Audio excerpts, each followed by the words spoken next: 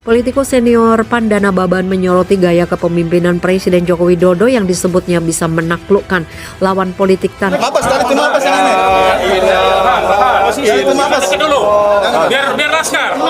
Inilah yang saya lihat terus terang aja bahwa kasus ini betul-betul kasus yang sangat monumental, kasus yang betul spektakuler, dan mau dihukum mati atau tidak dihukum mati itu saya lihat keinginan dia sendiri. Dari kelakuan dia sendiri, otak dia bikin ini tembak-menembak, diatur skenario ini segala macam. Itu etape-etape untuk dia dihukum lebih berat lagi. Bang Panda meminta Kapolri untuk bisa merombak. Saya berpikir agak berbeda karena saya minta hukum yang meminta. Yaitu apabila 340 hakim sepakat, ya tidak 165. Tidak poor handling, tidak. Sudah ini sadar dia memang bukan pengaruh obat atau pengaruh apa sehingga dia nembak. Setiap nabi punya doa makbul. Berdoalah, memintalah kepada Allah wahai Rasulullah supaya musuh-musuhmu mati dan hancur. Dia berkata, Allahumma hdi qaumi fa innahum la ya'lamun. Berikan mereka hidayah ya Allah.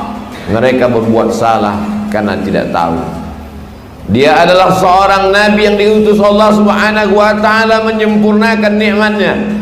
Al-yauma akmaltu lakum dinakum. Hari ini kusempurnakan bagi kamu agamamu, wa atmamtu alaikum ni'mati. Dan aku sempurnakan nikmat harta, nikmat umur, nikmat negeri. Kesempurnaan nikmat adalah wa raditu lakumul islam dinan. Aku jadikan Islam sebagai agama kamu. Kita umat Islam akan disatukan kembali dengan cadar dan azan yang jawab yang keras, siapa babi betina? Siapa penista cadar? Siapa penista azan? Dia berkata, aku tidak tahu syariat Islam. Yang aku tahu sari konde lebih indah dari cadarmu. Aku tidak tahu syariat Islam. Yang aku tahu suara kidung lebih indah dari lantunan azanmu. Saya tanya, kacau tidak?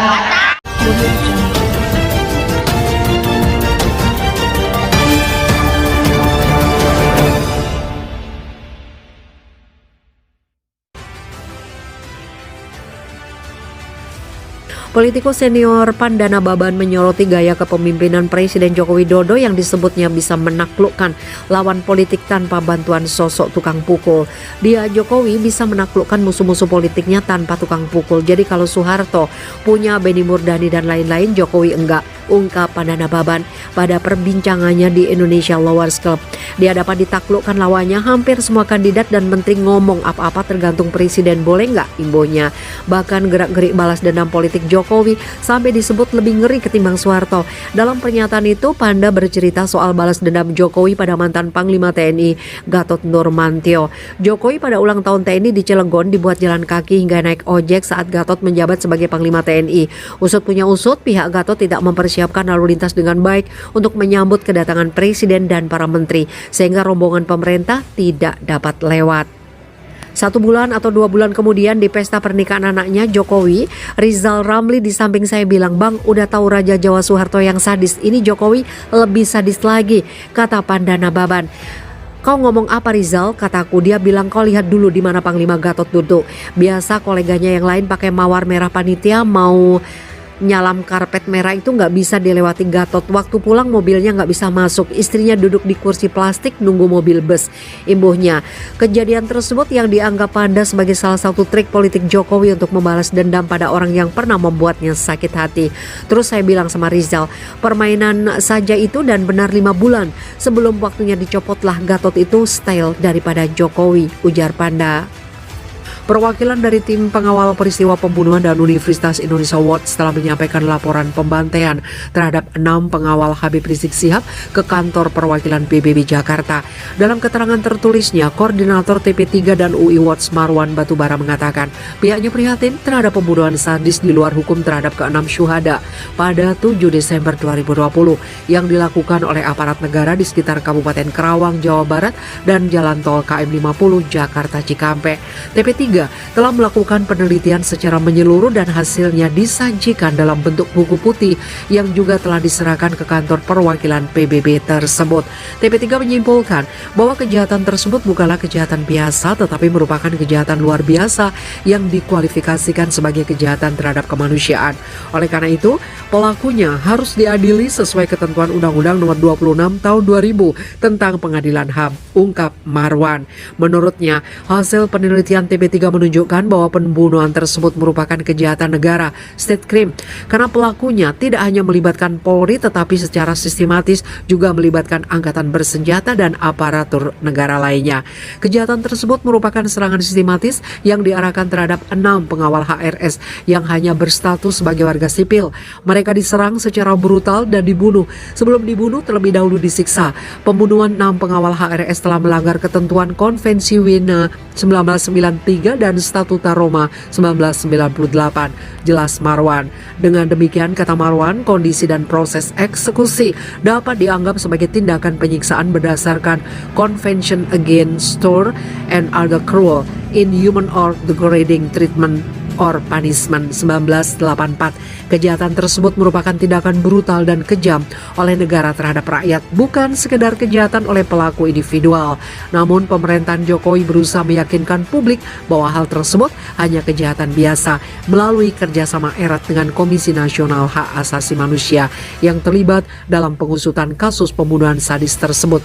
Dalam hal ini, Komnas HAM bukannya melakukan penyelidikan sesuai ketentuan Undang-Undang Nomor 26/2000.